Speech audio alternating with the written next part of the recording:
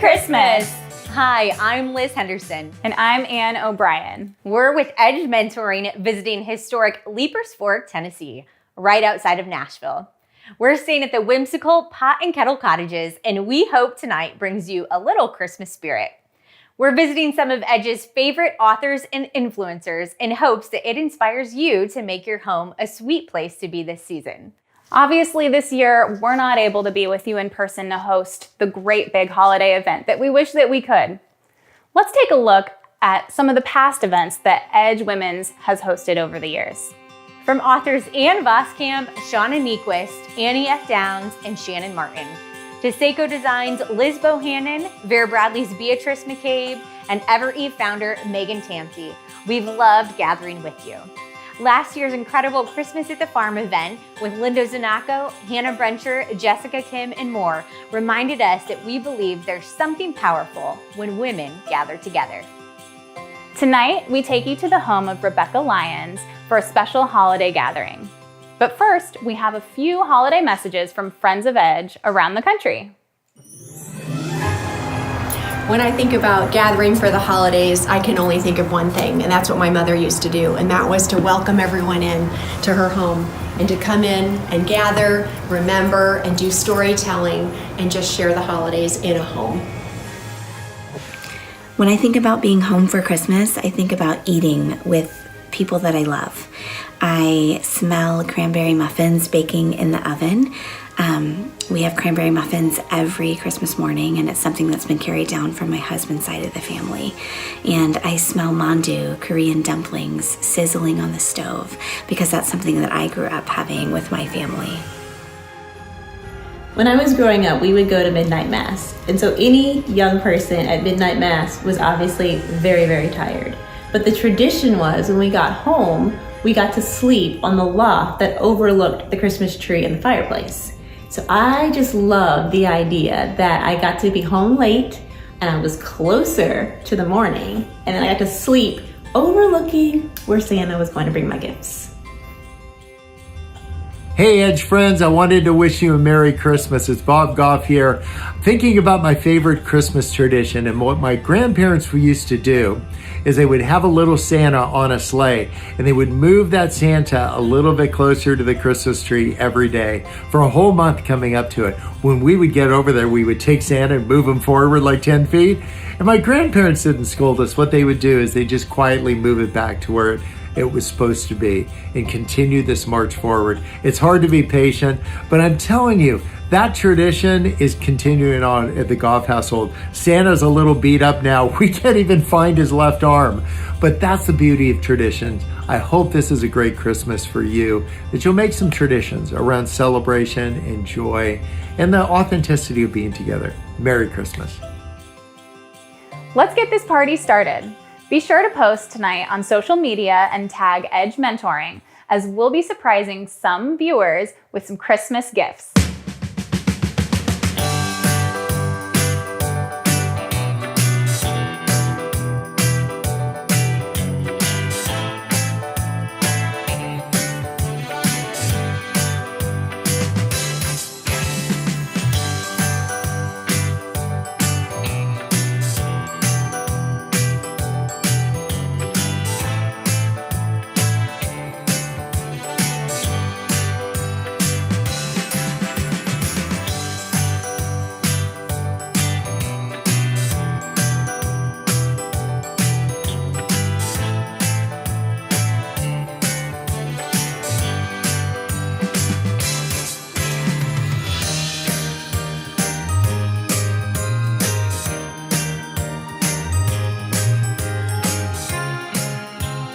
Well, Merry Christmas, ladies. We're so excited to be ringing in the season with you tonight. Thank you so much, Rebekah, for opening your beautiful home. Absolutely. We're grateful to be with you.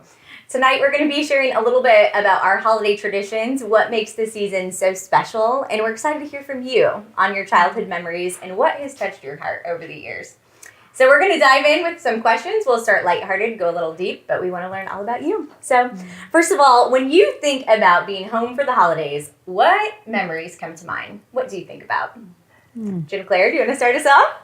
Oh man, I know one of my favorite traditions growing up was On Christmas Eve, we would light Christmas lights in the house and turn off all the other lights in the house and light candles and walk around the house singing O Come Emmanuel. And it was like we were Mary and Joseph on the way to Bethlehem. And in every room, we would stop and read a different part of the Christmas story, and we'd always end at the creche, but baby Jesus wasn't there yet. So then Christmas morning, you see the presents, of course, but then you had to rush over and say, look, baby Jesus is here. Yeah. So that's one of my favorite memories from growing up, that I don't have kids yet, but I would love to bring that tradition into my family. Oh, I love that. How about you, Ruth? What do you think about when being home for Christmas? Yeah, I grew up in New Mexico, and so a tradition there is luminarias, which is, paper bags filled with sand with a little candle inside, and people line their walkways and their driveways. And it really just is kind of that neighborhood thing that invites people, and people take strolls around, and it's very hospitable. You end up going to visit homes, and so one of my favorite things that we ever, growing up, not going to take a real long time here, but we did not grow up with Christian Christmas traditions because I did not grow up originally in a Christian home, and we came to faith later on. And so to have someone welcome us on a Christmas Eve and show us what it meant to know the love of Christ was a really big deal. And so now I love a Christmas Eve open house. That's one of the things that I love replicating now. That's beautiful. Rebekah, when you think about Christmas memories here in your own home, what do you think about, and what traditions do you love with your kids? Okay, so we have had a few. When I was younger, my best friend in middle school and high school, they always did a happy birthday Jesus party on Christmas night. It was Christmas night, which was kind of really good time because Christmas Eve, everybody was with family, or you were doing a service at church, and then you kind of had your own stuff. And then Christmas morning, and then by Christmas night, everybody's like, we're either going to a movie or we're going to each other's houses.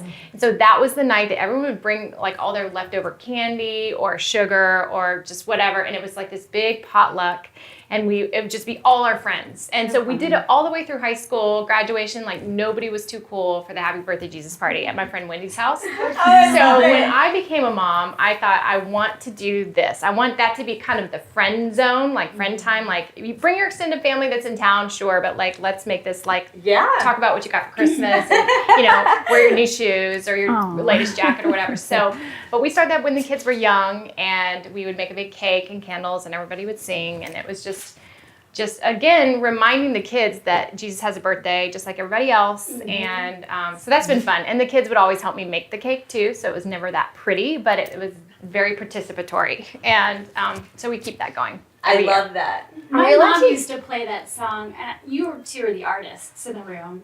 Happy birthday, Jesus. That's what, I don't know who sings See, it. we'd sing the normal happy birthday to Jesus. There's an actual song, and it's killing me. But she would put it on a record player and a cassette tape, because my mom still has a cassette tape, and I can't think of who the artist was.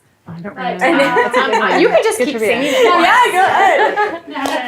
We have a Broadway singer and another professional singer, and then I'm not singing. Are we allowed to use this as an opportunity to adopt other people's traditions? Because I want to weigh in on this. Exactly. I know. And I have pictures of those every year that night, and it's always their little friends. When they were little, it was all their little friends huddled around the cake. It's so sweet. So fun. Did you put 2,000 candles? Oh, for sure.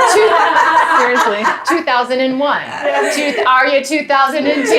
Are you 2003? I love it. I have a good story just to piggyback off of that, because we did that when I was little. We did Happy Birthday Jesus cake. And so one year, I remember when it was I had my first child. We have 3 now, but Noah was like a baby, and we were all in the other room trying to do the family photo.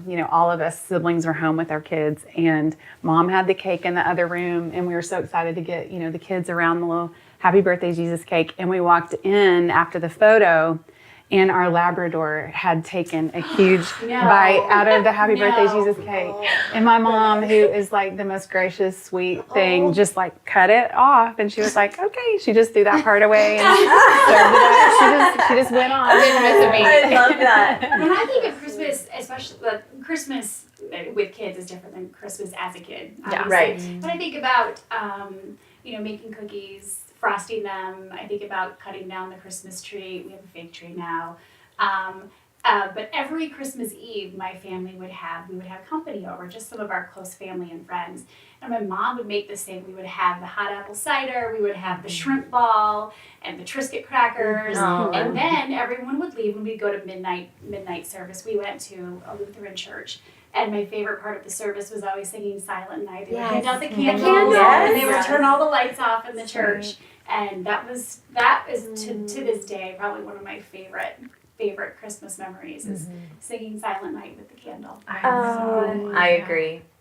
Who made Christmas meaningful for you as a child, and what was so special about them? I feel like my mom always made Advent really special. We had an Advent wreath, and we would light the candles and do the devotionals. And I feel like even as a kid, maybe it does. I think even now, reflecting back, it means more. But just preparing your heart for Jesus, Jesus's birth in that way, I think is really special. And on a food note, of course, this morning we would always have sausage rolls. That was my grandmother's recipe, and I actually brought the recipe because I feel like all of you need to have it. Yes. But it's barely Christmas morning if you don't have Mini Mama's sausage rolls. Right. And this is a weird one, and I noticed there's oranges. Are these oranges or lemon? Maybe that's lemon, orange. At the bottom of our Christmas stockings, we always had oranges. You're like Laura Ingalls Wilder. Yes, we had batteries too. That's practical for the toys. Yes, my dad was an engineer, so he's like, why would I put them in advance? I'm going to let you do it yourself. My dad is good at juggling oranges, so he would juggle. He gets to the bottom after all the. That was my favorite part of all Laura Ingalls Wilder, like Little House on the Prairie, was they always got oranges in their stockings. Yes. What is the significance of an orange in the stocking? Because back then that was like a special thing. Yeah, like a treat. Yeah. From Nockels. From Nockels. You went to town and you got your oranges for Christmas. Yeah. Your Christmas stockings.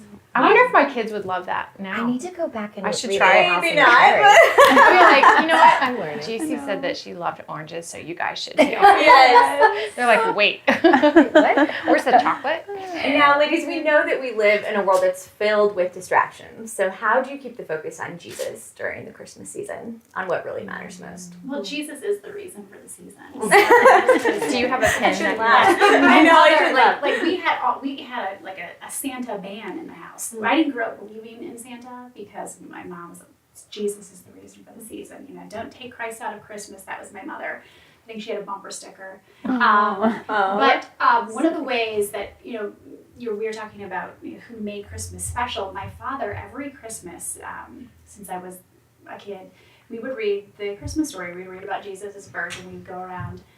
Each have our passage in the Bible. Sometimes he would cut it out, give us our individual scriptures, and I was like, of course. But then the older we got, and then we started having children, what we did is we had the grandkids, they started acting out the nativity story. So my mom had costumes. So it started as a tradition with my dad, making it really memorable, reading about Jesus' birth, and then my mom kind of took it upon herself to really evolve that tradition and involve the grandkids.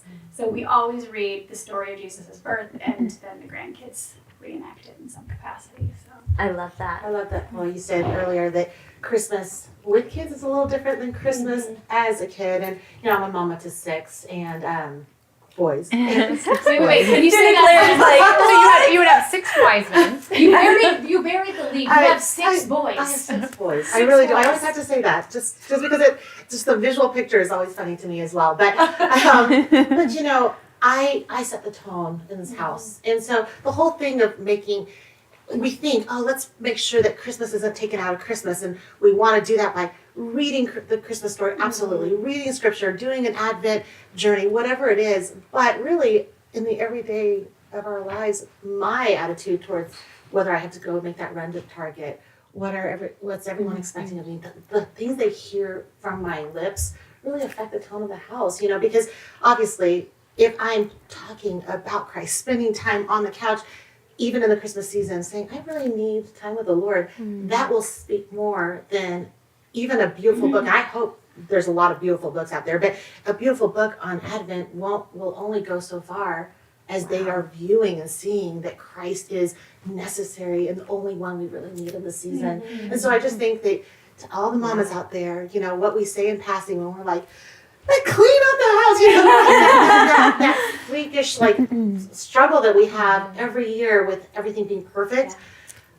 You know, they won't remember. They won't remember the best bunnies. They won't remember those things. They'll just remember whether Christmas was a stressful time or Christmas was a beautiful time. Oh, that's powerful. I think as my kids have gotten older, I've seen December as a slowing for me, for them. Like we all want it. Like our bodies are ready for it, coming off of a fall that has kind of momentum and ramps, and then you have Thanksgiving. You're not ready to ramp again December 1. You're kind of like, okay, we're just settling into this long, extended being present, slowing down. When I started to have to travel more, I would always like look forward to the very last trip, and then I would be home for 6 or 7 or 8 weeks, and I would just kind of park it on the couch, look at the tree, kind of leave my Bible. We would like set up a station. We have a December station where we have baskets with books, games, puzzles, a puzzle table. It's like, this is where we're going to kind of camp for the next 6 weeks. You don't need to have it put away. All of your ideas. I know, right? Because I'm lazy. I'm like, this is called parenting from the couch. and holidays, Christmas edition. And we brought Joy home a couple years ago. December 15th is when we landed back home from China. And I was like, the Christmas station is not moving. And we just had it all here for her because I just want to be with her, and we just would cozy up, read book after book after book. We got nowhere to go. And that's just such a sacred posture, like you're saying, Ruth, of just slowing, receiving, resting, abiding. That's way more fun than, running here and there and everywhere. Thank goodness for Amazon Prime. And also giving too, like we can talk about Christ, keeping Christ in Christmas, but also like our kids are looking at our actions. Just, are we being cognizant that there are people that don't have much? How involved are we in our community? Like adopting another family, giving to the Salvation Army. My son, we're trying to teach him to be a generous person. And so we were walking outside of Hobby Lobby. We had just left, and he's like, hey, can I have some money to go give the Salvation Army? And I said, all I've got is got like $3 and I have a 20. He goes, well, give me a 20.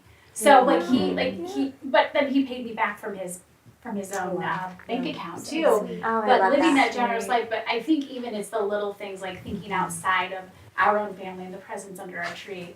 Let's think about other people in any capacity, whether it's volunteering, like let's just do our part. So it's the way that we live. I'm not even saying this because she's sitting next to me, but I decorated my tree a couple days ago, and I did say, Alexa, play "The King Is Coming" by Christy Nockels. Yeah, it's I love best the Christmas album. It's song. like it is the backtracking of my December always. Absolutely beautiful. Alexa, can you just sing it for us right now? No, would you tell the story though really quickly about Wrap This One Up? It's my favorite song on that album, and she did a lot of study on this. I did. So a lot of scholars believe that the angels, when they appeared to the shepherds that night to tell them of the birth of Christ, they believed that because of the proximity of where these shepherds were and because they watched them by night, they most likely were the shepherds that would have kept Passover lambs. So the significance of Jesus being the last Passover lamb, the Lamb of God. And so they believe that night when those angels appeared to the shepherds, that it was at this thing called Migdal Eder, which is where they camped out. It was called Tower of the Flock. It's actually in the Old Testament. And so this song kind of came to me of, at first it was just sort of like, Jesus, like almost like I heard like wrap this one up like a gift, but then it was like, no, it was like the significance. And I've even heard that in Jewish writings, they believe that Passover lambs, when they were born, were actually swaddled with strips of cloth from like priestly garments, because they would thrash around and they had to make sure that it was a lamb without blemish. And so they would wrap, you think about even just those lambs being swaddled. And then, so the first verse is about the shepherds swaddling Passover lambs. The second one is about Mary swaddling Jesus the night that he was born.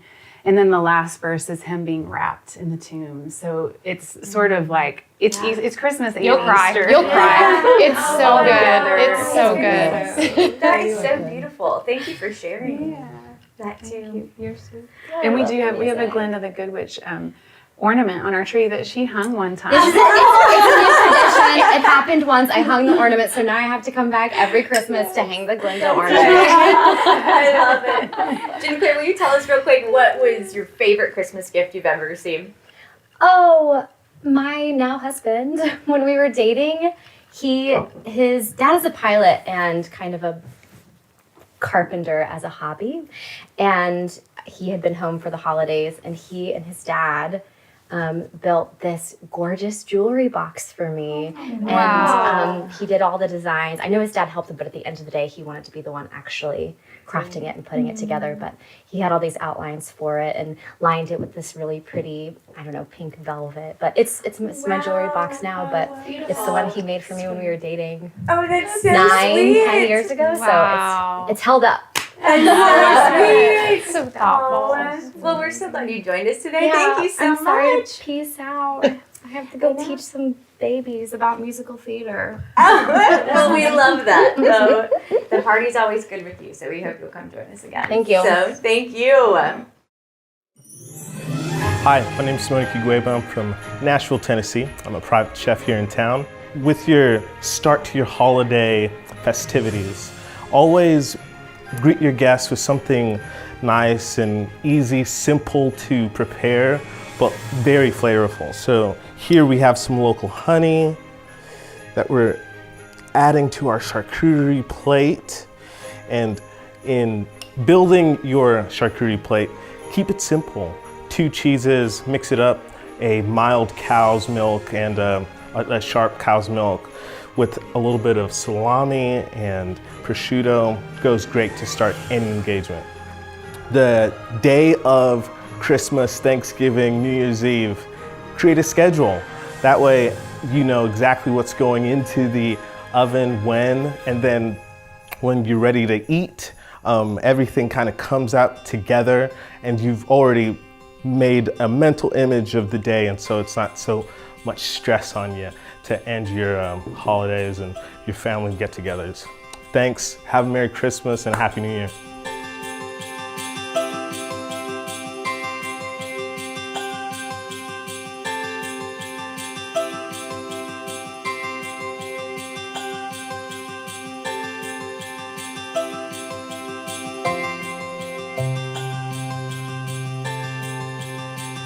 Hi, my name is Gwendolyn Rogers. I'd like to wish everyone a very Merry Christmas and welcome to the Cake Bake Shop.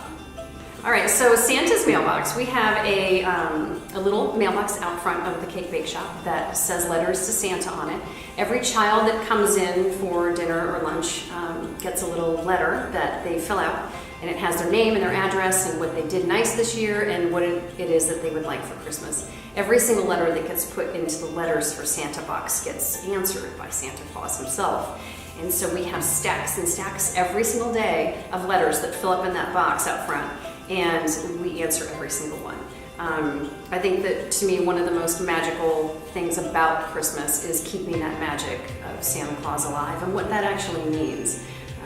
Because I think we lose that as we get older, and I personally still believe in Santa, so I think it should be something that continues throughout our entire lives, where you keep that magic of what the holidays mean. And if you're watching tonight, please make sure to tag Edge Mentoring and the Cake Bake Shop to enter to win a free cake for the holidays. Okay, ladies, we're going to talk about best and worst Christmas gifts. So your minds can be thinking right now, but I'll kind of kick us off. But it was 10 years ago, maybe 11. We were engaged at the time, and my husband-to-be knew I loved anthropology, but we did not have a lot of money. And so he went and scoured the anthropology clearance rack, apparently, and he had all these individually wrapped gifts. And I opened them up, and one of the gifts, I was so excited to see an anthropology box, but I opened it, and it was a single large pepper shaker. No salt shaker to go with it. It was just a giant pepper shaker. And I remember thinking, oh, that is so weird. So thoughtful.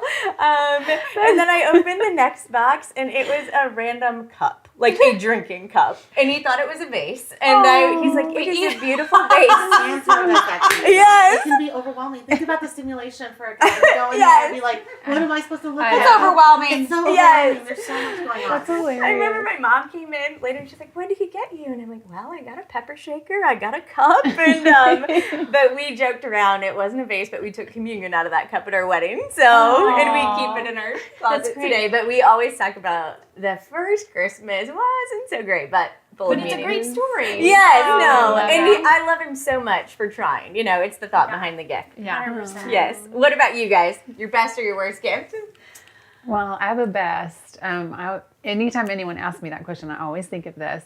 When I was about 15, my dad, I had begged for that same Labrador Retriever that I talked about earlier. Yes. I had begged for a dog, and so Christmas Eve, he walked in and he had his big coat on, and he had this funny look on his face, and he just unzipped the coat, and her little face popped out. Speaking of dogs, right on cue. So timely. This is actually a gift for one of you. Where's your face? Thank you.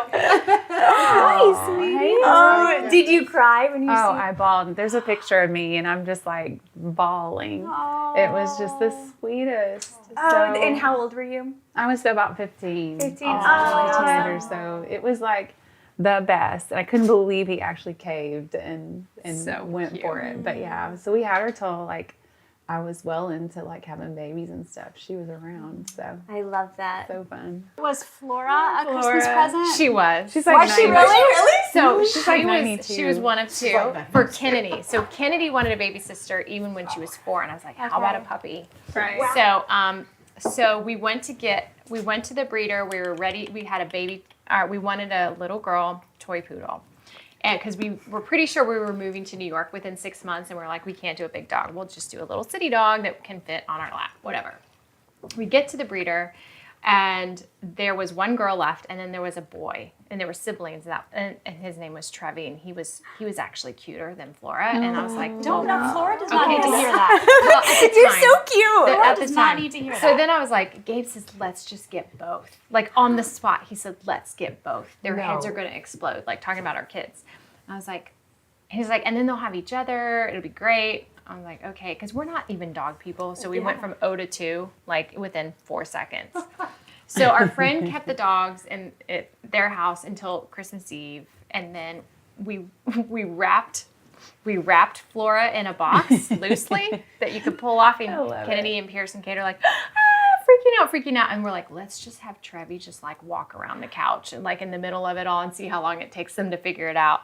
So they're like, oh, it's a dog, so excited. And Trevi and they're like, it was just so funny watching, like, they're like, wait a minute, 2? I love that. I love that. And now, on that note, Flora, Mommy wants to kick you out of the conversation. Yes. Are you going to go take a nap? She's like, you're talking about me. I know. Do you want her to go bye-bye? Yeah, she can go. Say bye-bye. Say Merry Christmas. You sweet thing. Okay, we love you. Bye-bye. Bye. She's I like, don't know where her face is. I know, It's like, exactly. she's so fluffy. She needs so cute. She needs a little haircut, little face Go cut. find your brother. There you go. Oh, what a sweetheart. Hi, my name is Melissa Broadwell, and I have a floral design company in Nashville called Vintage Florals. And today I would love to tell you a little bit about how you can get your house ready for the holidays with fresh greenery. What I love to do is when me and my family go to get our Christmas tree, I will have the people that are cutting it, they will cut some stems off of the bottom to trim the tree for you, and I always keep those pieces. Now, if you're not getting a fresh Christmas tree and you've already gotten your Christmas tree up, you can still go to Home Depot or Lowe's and ask for those fresh pieces. You can also buy bundles of greenery at different stores around town. You cannot miss them outside of the grocery store if you're looking. What I like to do is come home and I will string together greenery pieces for a garland, or just simply lay them on my mantle or on the dining room table just to accent all of your other Christmas pieces and heirlooms that you love.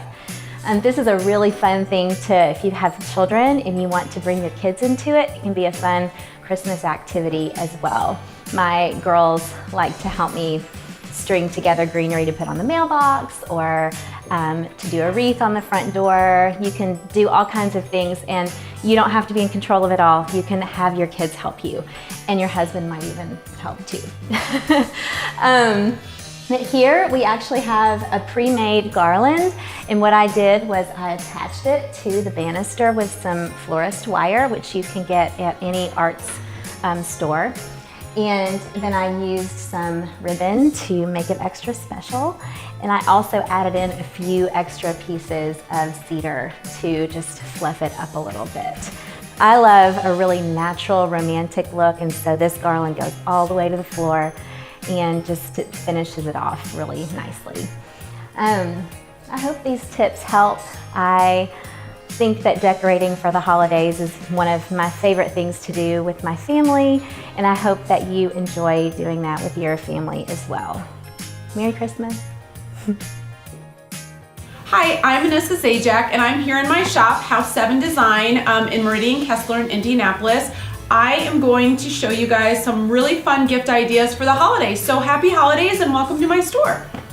Okay, so the first thing I'm going to show you guys is some really fun holiday gift ideas that are super budget friendly, but also so beautiful to give to your guests that are coming to your home, or maybe just as holiday gifts. So the first thing that I always like to do is get a bunch of fresh greenery. I'll go to the local florist here and pick up some magnolia leaves, some cedar, just some really pretty berries, or just different greenery that looks pretty together. And then we'll take one of our vintage Turkish cutting boards, just bundle a little bit at the top, tie it with some twine, super easy, and it's such a beautiful gift to give. The other thing that I love to do, and this one's so easy, who doesn't need hand cream at this time of the year? I know I always keep it very, very close by. So I'll give a bottle of hand cream with some cute tea towels and maybe a little brush for the kitchen. That makes a lovely hostess gift also. Decorating tip, really easy. Just grab your wooden bowl or a marble bowl, anything that you have laying around the house, fill it with some fresh greenery, and then that's all you need for some holiday cheer in the house. The other thing that we love to give here, obviously, is our House 7 candle. We're very proud of it. It smells wonderful, so go ahead, grab one of these or any other candle, add a little bottle of matches, or even take some taper candles. You can buy them in a bundle, wrap them together with some twine, and that makes a perfect little gift. So here are my little tips. Really easy, don't overthink it, you guys. We have enough to think about right now, and just spread some holiday cheer. So, like I said, I live with all men. Like, there's 7 guys. My husband, 22 years, and 6 boys. And, you know, we started a business. So I'm an artist, and we started this business, GraceLaced.com. And for years, you know, we were 7 years in. But early on, it's like all in hustle. Anytime you've started a business, you're just going. And we're retail. So Christmas season is like crazy. Bananas. We're just, you know. And honestly, my guys are all about serving. Like, Troy has never been, he's never hesitated to get up in the middle of the night and change diaper. But Christmas presents were not his forte. And this one year, we'd just gotten through the Christmas rush, like shipping and production and all the social media and all the work. And we get to Christmas morning, and this was early on in the business. And we get to Christmas morning, and we're all excited. Everybody's going through, and they're opening presents, and one by one, the boxes are opened, and everybody's like fondling their new things and excited, and we get there, and suddenly I realize there's not even a card, like not even a box for you. No, I'm telling you, I was like trying to be really brave. At first, I was like, oh. Did anyone notice? Okay. Well, when I started like sobbing, it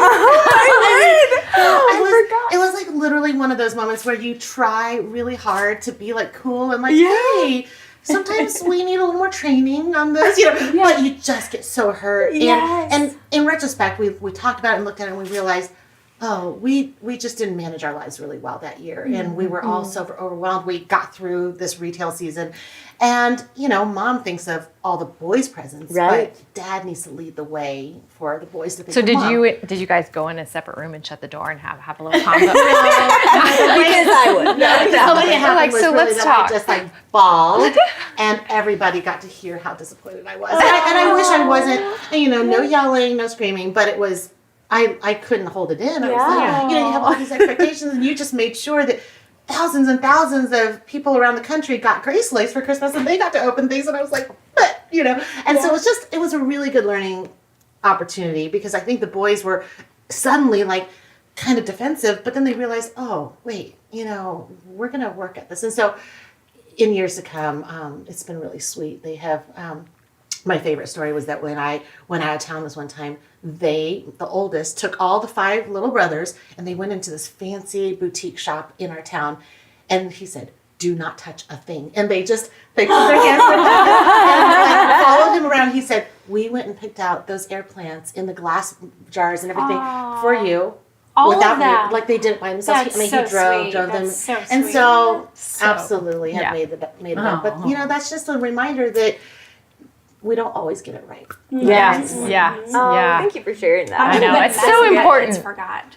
Pardon? I have to buy my own gifts and then wrap them. Because No, you wrap them and then Ours has gotten to where we, Gabe and I will text each other links. Yeah. Like, here's the link. I mean, really, all you got to do is hit buy, Right. and I'll then at actually some buy point it. get it under the tree. Oh, you'll John, do. yeah, for my birthday, this is what we would do for the Christmas too. He was gone and came back. He was traveling for a week, and he came back and he's like, "Why is there a satchel on my dresser?" I was like, "Oh, that's my birthday present." So I just got to the point where I kind of, and that really kind of takes the sentimentality out of it. Yeah. But No, When I you get know what you that. want, you know. Yeah. and they're like, we don't really need anything. It's about the kids. So no. So true. What is your wish for yourself and for your family this Christmas season? That's a good one. This season obviously looks so different than ever before. We're all in different situations, and our home life looks different too. So when you think about the best case scenario for you at home, what does it look like? I think just real connection, Yeah. togetherness, healing, and optimism for the next year. Also good. I think we're going to look back on this year and say, wow, do you remember how much time we really had to linger longer? Yeah. And so I think for me, I want to really take advantage of that and say, make room for the boys to start a conversation and take some time with that. Because I think sometimes we begin a conversation while we're prepping something, and then we're like, okay, we'll come back to it, and we're off to something else. But this year, I don't know, depends on where you live, but for so many, their plans are canceled. And I think it's a good year for us to say, okay, the people that matter most are right in front of me, and let me not waste this moment. That's good. That's a good perspective. So good. We're in a season where we've got all teenagers, and our oldest is 20, and it's a little season where they're all still in the house. Noah, actually, our oldest, was going to move out before, but then COVID hit, and he wasn't kind of changed the plans a little bit, and so we just are holding it so just loosely, but just also realizing, I think that's such a gift when you realize the season that you're in and you're able just to go, okay, this is so special.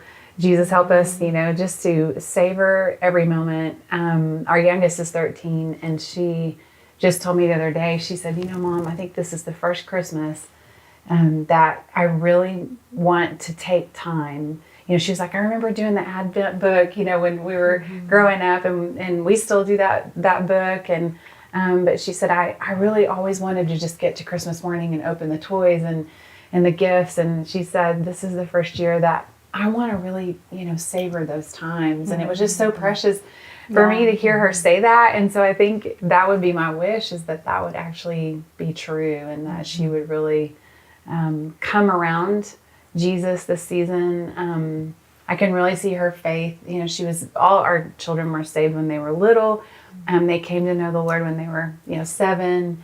But it's neat to see them coming into just a different passageway of like really knowing Him and trusting them, and it becoming real for them, and not just what we're telling them, but what they're experiencing. And so that would be my hope, is that would really come true for her and for all of us to just slow down, like you were saying, and take it in and savor the time. I would love for December to be the best parts of quarantine. Yeah. When we look back on 2020, it's easy to just remember the terrible parts of it. But honestly, there were some really sweet slowing, present moments, you know, in those what felt like endless weeks at home.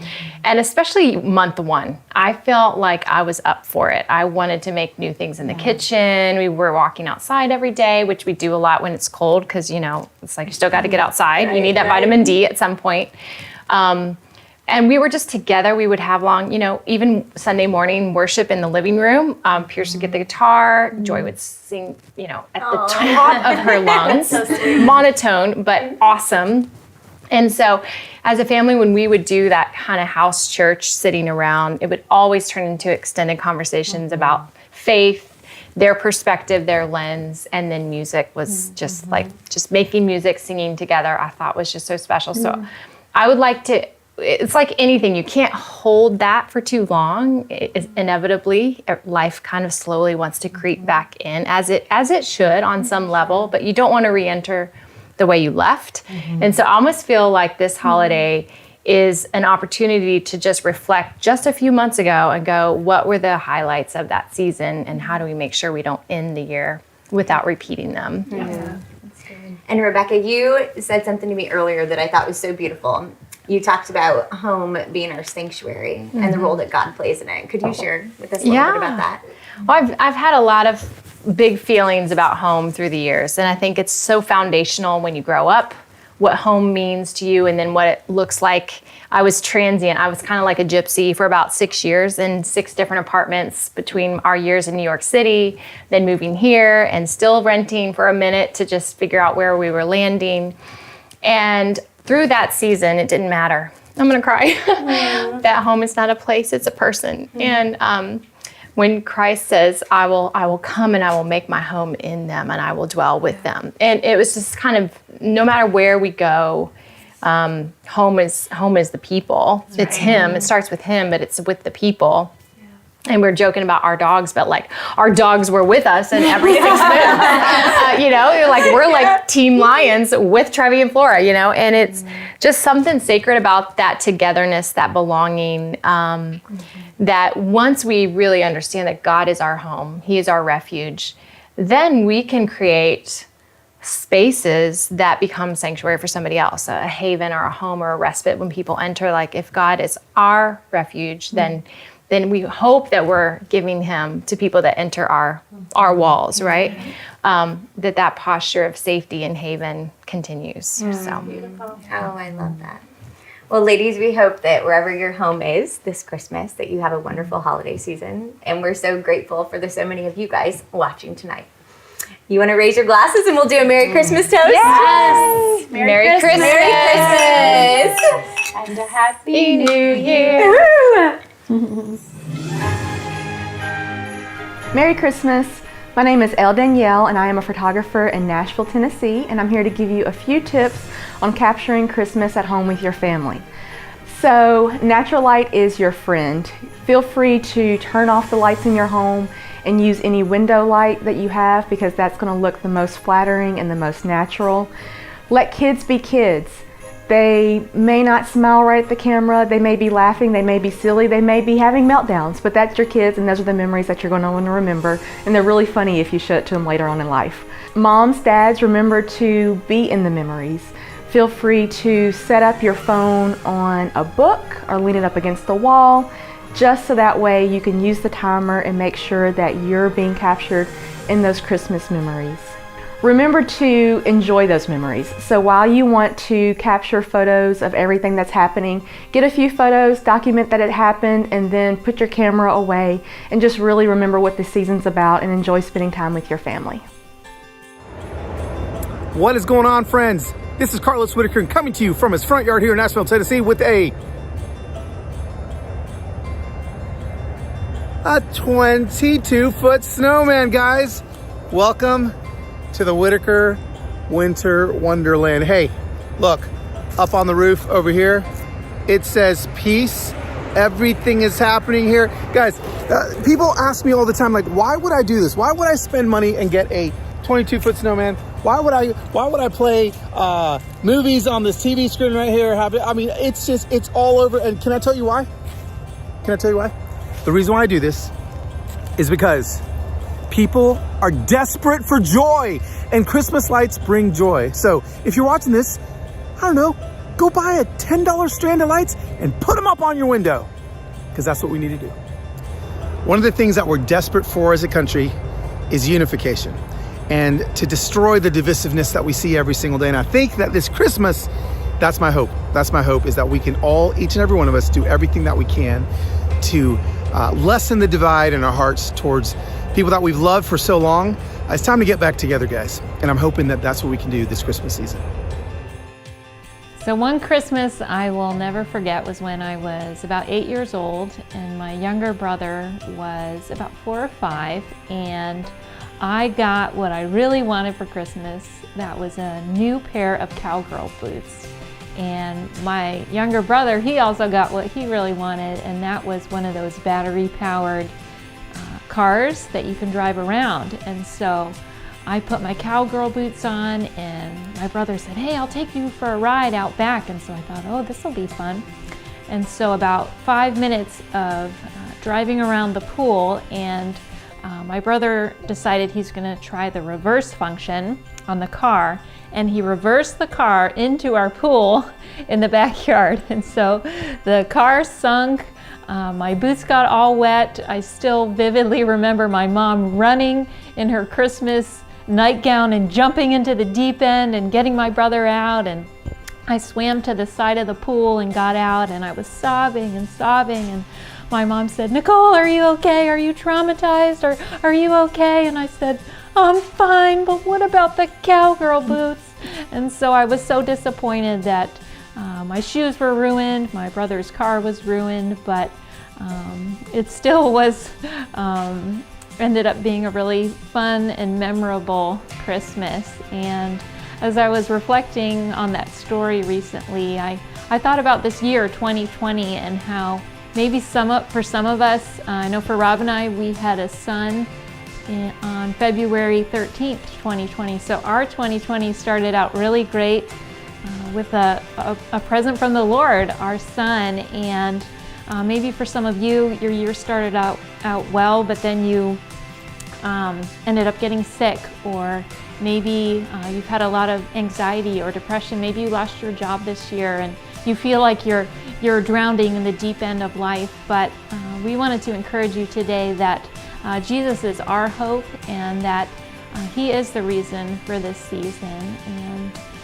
you're probably familiar with Isaiah 9 verse 6, which says that Jesus is the wonderful counselor, the mighty God, the everlasting Father, and the Prince of Peace. And so if you're feeling like you're drowning today, I would encourage you to reach out to that Prince of Peace, because He will calm the seas in your life, and He will also calm your heart as well. And so another verse that I think of is when Jesus told the disciples, He said, "I have told you these things so that in me you might have peace.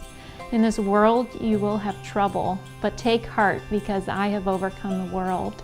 And so if you're struggling today, take heart. If you're a mom who's tired of homeschooling, take heart. If your finances are in a difficult place, take heart, because the Prince of Peace, Emmanuel, God with us, is with you, and He will bless you. Hi, Merry Christmas. I'm Shauna Nyquist, and welcome to New York City. This is the courtyard outside of our apartment, and what I want to talk with you about just a little bit today is the idea of holiday traditions.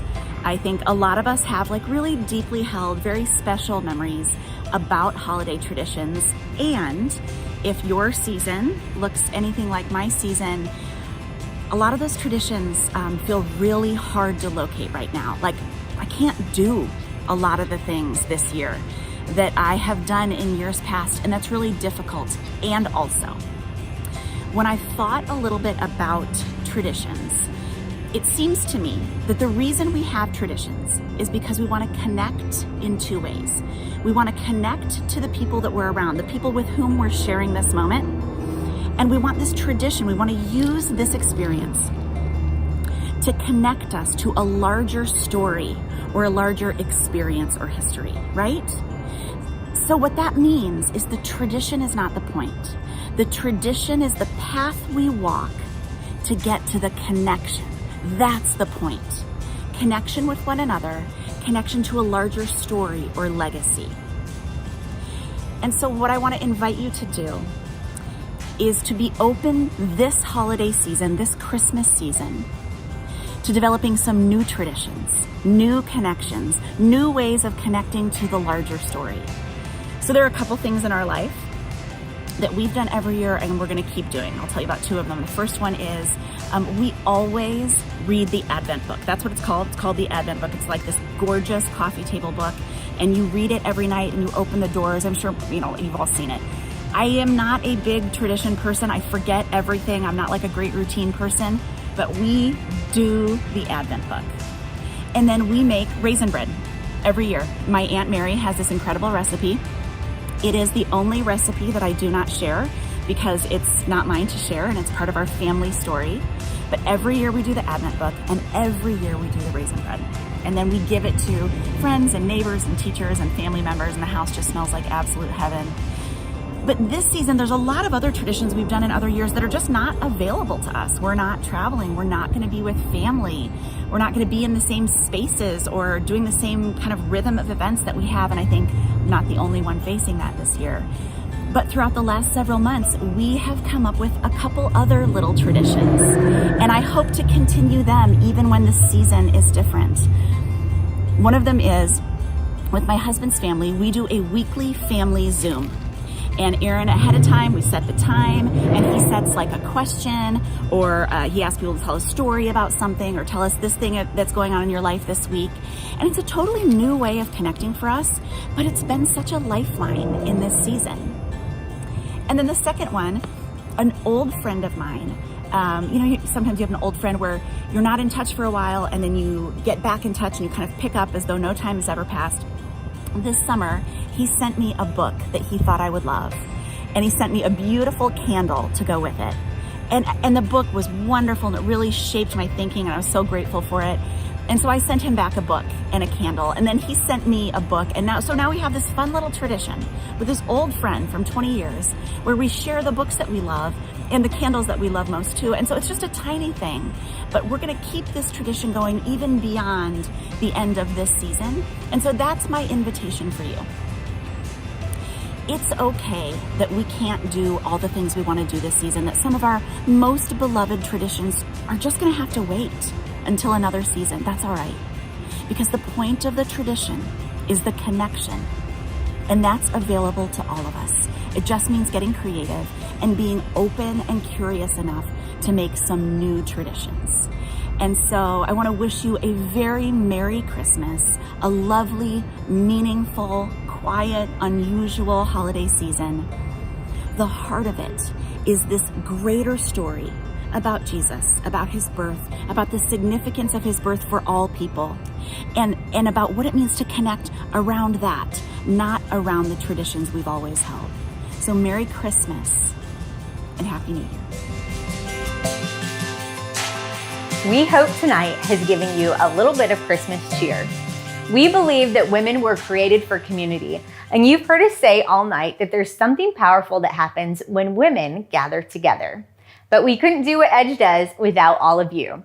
So tonight, if you make a tax-deductible donation to Edge of any size, we're going to send you a beautiful set of 5 holiday recipe cards from the kitchens of some of your favorite authors and speakers. Plus, if you're one of our first donors tonight, we'd love to send you a mini cosmetic case from Vera Bradley, one of our generous sponsors. Thank you so much for your ongoing support of Edge Mentoring. If you're wondering what Edge is a nonprofit organization that focuses on whole person development. And we walk through that by thinking about personal, professional, and spiritual growth all together in a holistic way. You'll find that we offer several different programs. One is Edge Groups, where we pair one seasoned leader as a mentor with 4 to 6 young professionals that walk together in community. We offer Edge Work, which is a place where workplaces can get their employees engaged in strictly personal and professional growth. And we have Edge events, just like this one, which have historically been in person, but now we have been exploring the option of going virtual. And we want you to know that we are saving a seat for you.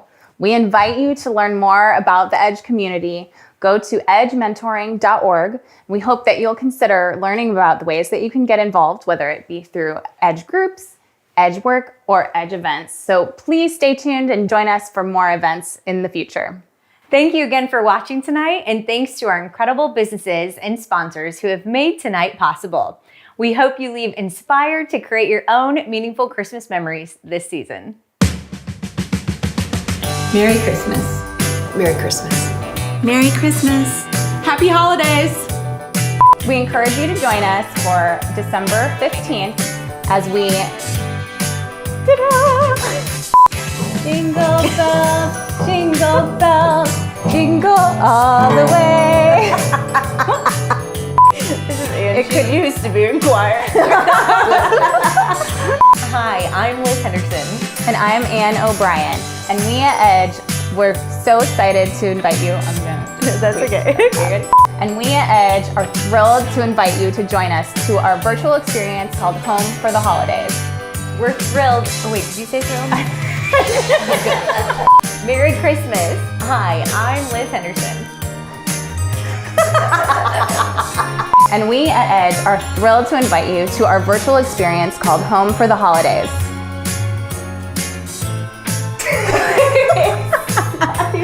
You know what? I think we got it.